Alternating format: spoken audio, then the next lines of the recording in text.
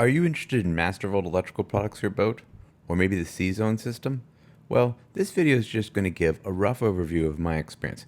Here's the electrical plan for my boat. It does not detail the B&G system, but does detail the MasterVolt system and the CZone system that I had installed. The boat has two 72-watt solar panels that are good for a trickle charge when at anchorage. Their power is first routed to a MasterVolt MPPT solar charge control, and from there on to the 500 bus bar. The next power source is the Watt&C hydro generator. The three-phase power produced by the Watt&C is converted into traditional direct current with a charge controller provided by Watt&C. The third and final source of power are the two alternators from the engine. One alternator produces 120 amps and charges the lithium-ion house batteries, while the second alternator came stock with the engine and charges the starter battery. Okay, so this is the starter battery, and this is the thruster battery located underneath the V-berth. Located in the engine room are two important electrical items. A shunt, which performs two duties, preventing electrical fire and monitoring a battery's performance. The second item is a 12-volt to 12-volt charger, which will be explained later in the video. All of that power gets stored in two lithium-ion batteries with over 400 amps of storage space. The boat doesn't have air conditioning, so the largest loads are the windlass and the bow thruster. Both of those loads are supported by an AGM battery located near the bow. And so CZone replaces a traditional electrical panel. Here is the electrical panel from my previous boat. You can see it takes up a lot of real estate, which Cyclops does not have room for. CZone takes 7 inches of space and has unlimited amount of number of buttons. You can set up any way you want. Batteries, about my solar production, about some of the secondary batteries, about tank levels, alternating current side, and a couple of circuits. And so just to show you what a circuit would be like, if we press this button, couch USB, you can see it's brighter, and now turn it off. And then you just flick with your finger, and this whole page covers all the B&G stuff. This page is all the different lights I have on board. This page is like the household stuff. And this final page are the lights outside on deck lights, navigation lights, and such. Away, low power, away, marina, and sailing. Those are all defined by me. They're kind of macros that just say turn on these 20 things and turn off these 10 things based on what you're doing. Also want to go through the inverter charger page. They call it a Combi Master, but this big green box does two jobs. When out at sea, it takes battery power and converts it to alternating current so the kettle still works. While in the marina, it does the opposite job, taking shore power and recharging the batteries. It is known as an inverter charger. And basically, when you're in a marina, you turn your charger on. And when you're at sea and want to use your outlets, you turn the inverter on. You wouldn't have both of them on at the same time. And then this will tell you what's coming from the pole and what the batteries are taking and all that stuff. That's a very useful page. They also have a page that's called monitoring. And that just shows all the circuits. And what I like about it is it will show for some of them the amount of amps that are drawing. Well, right now we're making 2.1 amps off the solar. Control lets you go into, say, a particular type of circuit. So very similar to my pages. And you can just individually flick things on and off there. Okay, now CZone, or the electrical panel, can be controlled through the B&G as well. So this little button here brings up the ones that I want to use at deck, maybe at night.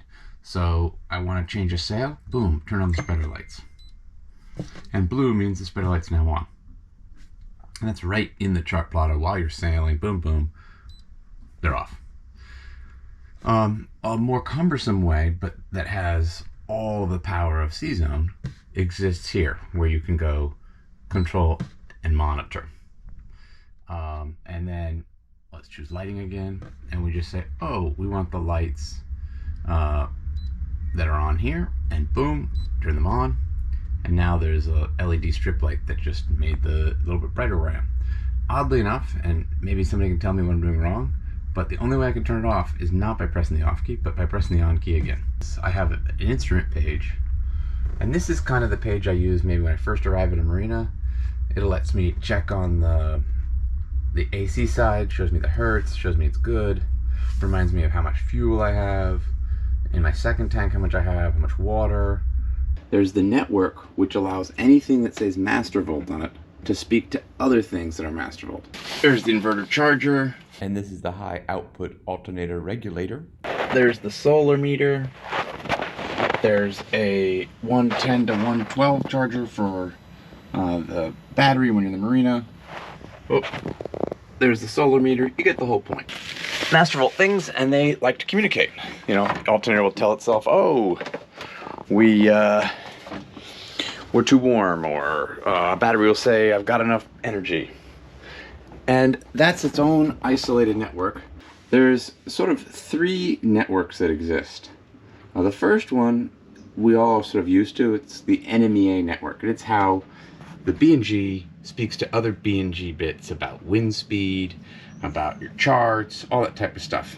Even my VHF radio, it hops on that network and shares data. The second network is proprietary to MasterVolt. It's called MasterBus, and it's how the electrical system shares things like the temperature of the alternator and the status of the inverter charger, and so on and so forth. And the third network is run by CZone. And CZone is the electronic breaker box. So at home, in your house, you got a big breaker panel, occasionally something trips. Well, I have the same thing, but it's all electronic. I mean, there's no switches to it. You just control it through a screen. Now, these three networks are distinct, but they have little translators to share stuff.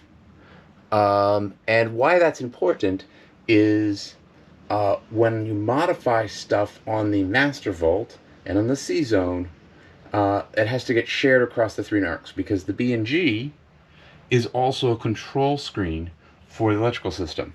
And so it's quite a process. Here's MasterVolt speaking to MasterVolt, and then it sends itself over, and then MasterVolt speaks to CZone. And so those are two of the networks. And the third and final network is the NEMA network, which is a boat standard. Some of these networks right here, so they look very similar. In the front, this bit here, that is the CZone network, and right behind it, that is the NEMA network. And you can kind of tell that because of the label. Like H5000 is a product from B&G, and that's on the NEMA network, while this says CZone MasterBus. Or this one says the touch, which is the screen that you get to do stuff on. So that's generally the three networks, and they all speak to each other, but they're also distinct. So why that's important is we're not going to talk about NEMA much, but the first ones will have different software to work around them. And so we have to figure out how to access that, and we'll do that through the laptop. Here's the MasterAdjust software running on a PC, which needs to be connected to the network. It obviously is how we control all the MasterVolt products. We are at the lowest level.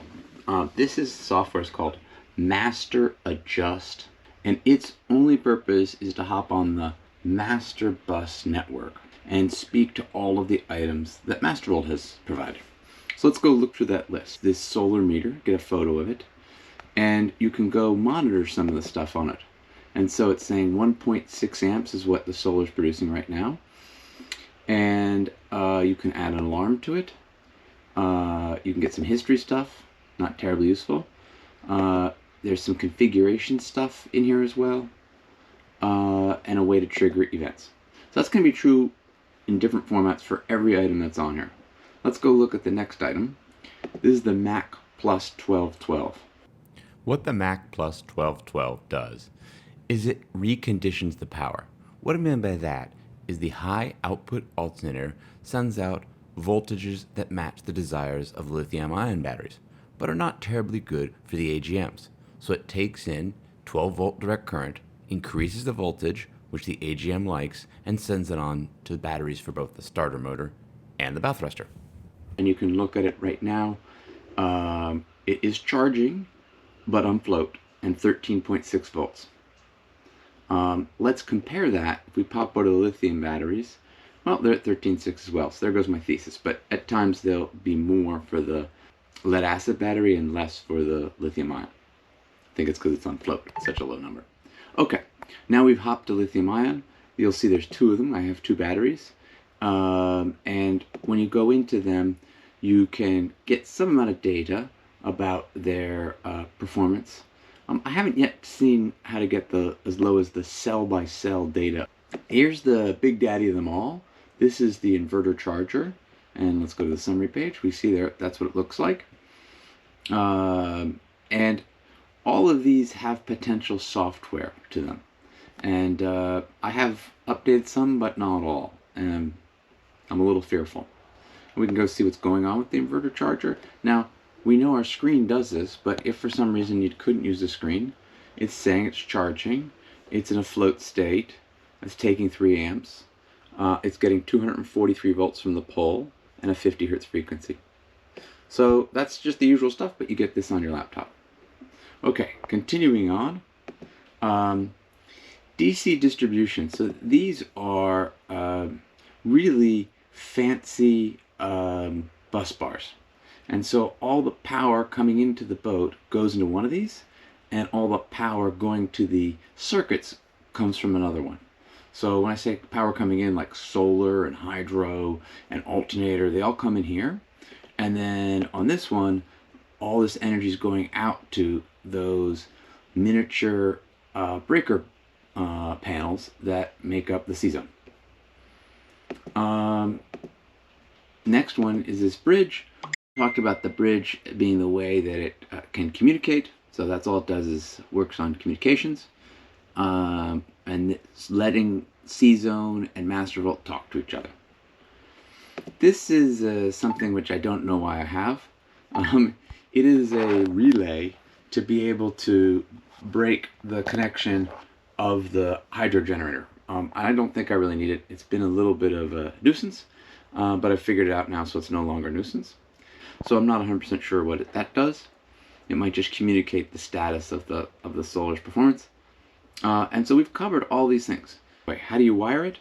Well, in my case, you just go, a USB-A cable is always sitting behind the electrical panel here, and you continue it and follow it, and it just goes and plugs right into this thing called the Master Bus USB. That's the lowest layer. Now we're going to go do CZone, one layer higher, and figure out its software. It has 2 pieces of software. Before we can start speaking to CZone, we have to change some of the wiring. And so these 2 green guys, this one and this one, are going to come out and be replaced by 2 black Ethernet cords.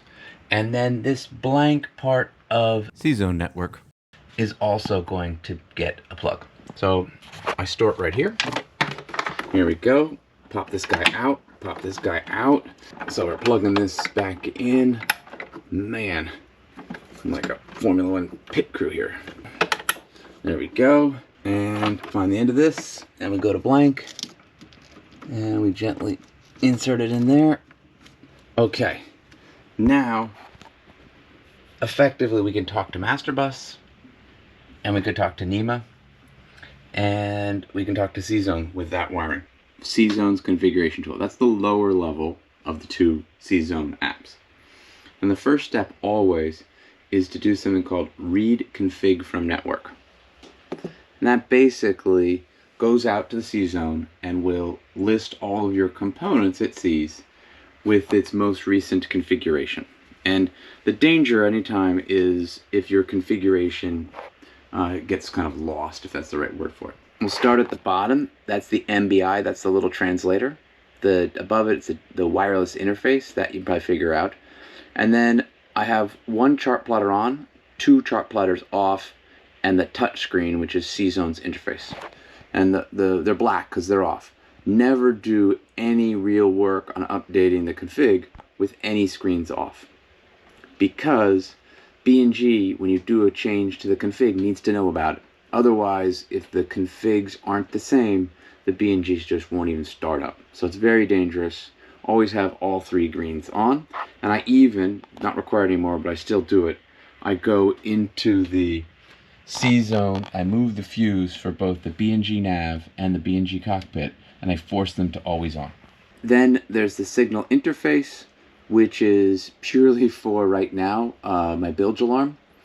And then here they call them output interfaces, but these are just circuit breakers. And so the big one is the control one. That's the big circuit breaker. But they have smaller ones which have fewer features, and I have one by the mast, a second one by the mast, that means the foot of the mast, a second one by the foot of the mast, one by the chart table. There it is. This is what the small ones look like. It's the one I just showed you earlier. And last but not least, there's one in the technical room, which has the B&G stuff and things like that. Let's choose the technical room to look at. And I've clicked on it, and it will show you the circuits that are in there. So there's the autopilot, and because the autopilot drives a lot of amps, there's 2 of them. They take up 2 circuits, so they can get them at it. Same thing, there's the emergency autopilot, and it's parallel as well, and then the heat. So even though there's 6 circuits on this particular unit, I'm only having 3 because these are high draw ones. Well, let's look at something that's got low draw ones. There we go. This is the one at the base of the mast. It's got the lights for the tricolor, the anchor light, the steaming light, and so on and so forth. Let's drill in and see what one looks like. So we just looked into it, and it gives you the settings. Right here, it's the modes. So these are the kind of the macros, and I've said in low power mode, the tricolor light should be off. In marina mode, it should be off, and so on and so forth. Here's the stuff about it. It doesn't have a soft start. No. It's a 2 amp fuse. Now these fuses, they exist in the real world, but they also can be virtual. In the mast, I added this one for a USB outlet, which will get installed later on. But the mapping has been done. Okay, so let's say we just added some new stuff, and we need to then press this button to save the file in Documents, Home and CZone Backups, and then I put them all here, and then I give it a new name. Now probably for the next season I might give it another name, but this way I can have a history of all I've done. This would be the config file. There will be a separate set of files called the template. It's going to say write config to network. And then that will take these changes you've created and send them out to the various CZone units that need to know about it. Here are the meters. I'm trying to, here's an input. You can see these guys I will work later on tuning. I want to get more accurate diesel gauge right now. Basically somebody said when the resistance 2 ohms it's empty. When it's 182 ohms it's full. I'm going to go to town on that and give it lots of different data points and get it more accurate. Loads, these are all the specific circuits. This is where I added it. It gives you a lot of ability to adjust stuff in here, but it's a little dangerous because if you get it wrong, you can kind of crash your system. Now we are in the Favorites app. The Favorites app is kind of the GUI side of CZone. The first thing you would want to do is open a project. So let's go open the project, which I have under Documents, and then it comes up as this file name always. It's a little strange. I think there's a bunch of files associated as well, but boom, now we open. Don't panic, it doesn't have anything yet. If you click on Touch 7, that's where all of the screens that I have defined are. And it's pretty simple. You just go over here, you find what you want, you drag it in here, it'll ask you what icon you want and stuff like that. Now, after you've done those modifications, what do you need to do? Well, you can save your project, that's fine, but what you'll also need to do is create a CFB package. So you create this package, and it's a file that is just for transmitting to the TZ touchscreen. And when you transmit to it, you first create the package, then you have to hop on the Wi-Fi created by CZone. Once you're on that Wi-Fi, then you click send.cfp package. And then that will transmit there. You have to type in a password before it, and you're good. Now, you can also do the opposite. You can read the CFP package. For example, if you bought a new laptop, you'd probably read the package, save it, and then start working that way in the future. A second way to get the data off of the network for backing up purposes is just put a thumb drive on the back of the CZone Touch. And then you go into one of the settings menus and you just say save, and it will save 2 files. It will save both the favorites file, the GUI file, and then it will also save the config file. And those are very important. I save those frequently to avoid any problems. So in this app, you're just moving stuff around for how the screens look. That's about all it does.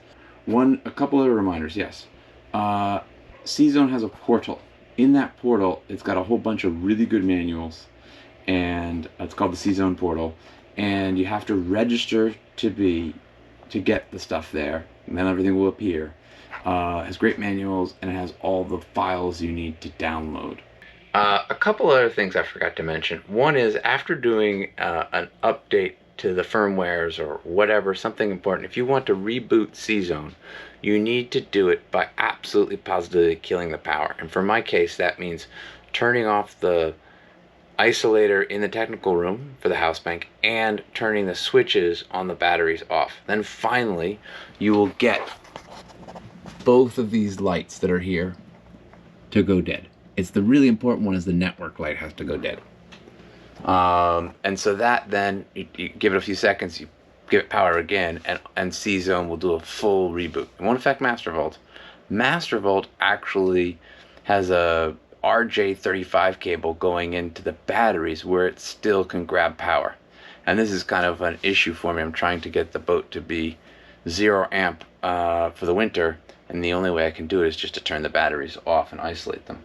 I should have left the passwords for my bank account on this part of the video because I doubt anybody's going to make it this far. But if you did, congratulations. And I ask one more favor. Could you comment, criticize any of the stuff in this video so that I can learn from your MasterVolt and CZone experience as well? Thank you, and good electricking to you.